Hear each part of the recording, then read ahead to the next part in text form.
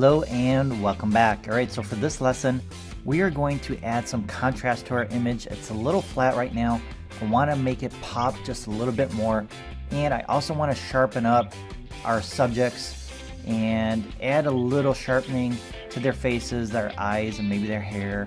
And just increase the sharpening a little bit. It's a little bit flat. So we'll just do a small amount of sharpening and then that will be it for this lesson.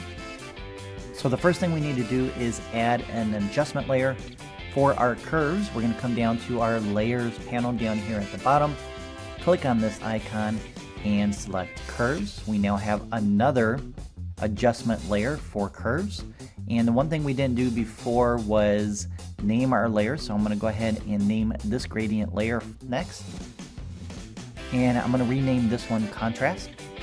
We're going to double click on this icon to get our editing panel back. And I'm just going to create a nice S-curve. So to do that, we're going to add an anchor point here, add another anchor point here. We're going to drag this one up, this one down, and that gives us that nice S-curve. So we've increased the blacks or the shadows and increased the intensity of the highlights or the whites of the image, and that gives us that contrast boost.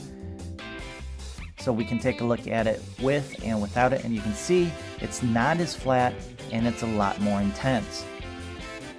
Okay, now that we've increased the contrast to the image, the one thing that it's doing is it's making the reds way too intense. So this is when sometimes you may have to go back and make adjustments to other layers to get the look that you want. So I know this particular gradient is adding a lot more of that red color. So what I can do is I can lower the opacity down to reduce some of that intensity and maybe also select a different blending mode. So I'm going to try lighten instead, and that looks a lot better than it did before.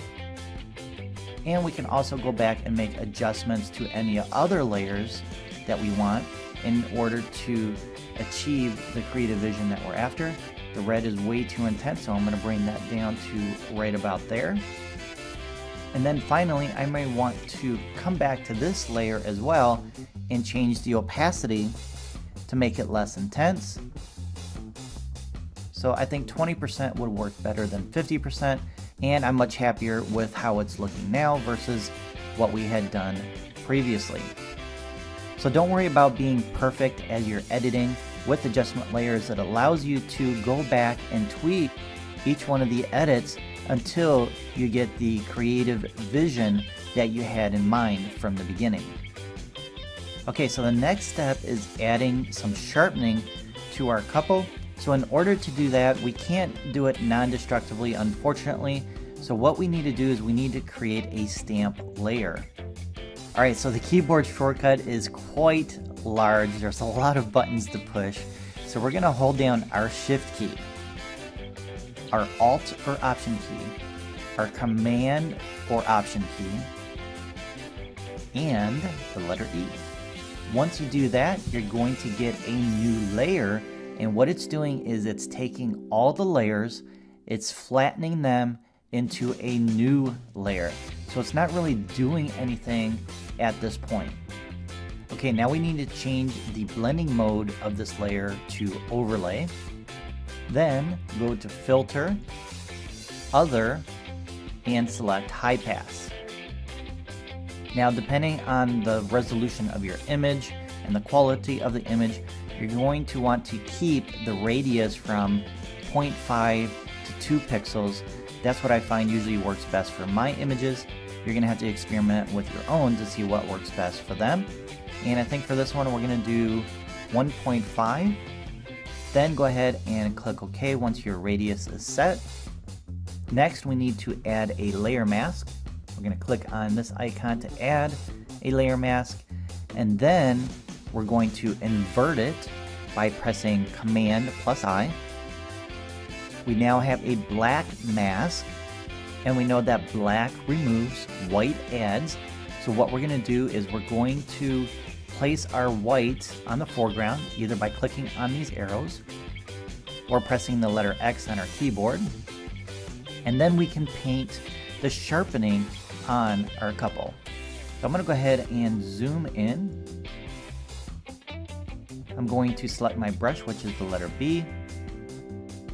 I'm going to lower the size of the brush, and then I'm just going to paint with white in the areas where I want to sharpen. So we're just going to do the face, we'll do some of the hair.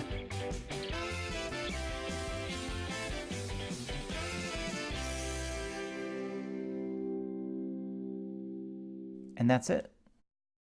We've now sharpened the faces of the couple. They stand out a little bit more, adds a little bit more of contrast, and we're all set with our contrast and sharpening. In the next lesson, we're going to do some final adjustments by increasing the brightness of our image, and we're going to do a little bit of dodging and burning. So if you're ready to do that, let's get started.